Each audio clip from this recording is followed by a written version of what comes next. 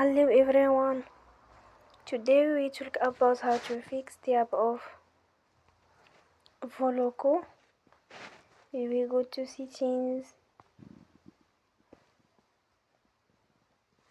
Then we click on apps. After that we search the app Voloco and we click. We will on for stop. After that we go to storage. Then we click on clear cache.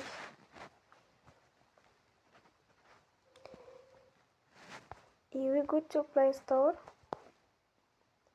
and you will update your app. Don't forget to support us by like and subscribe. See you next time and thank you for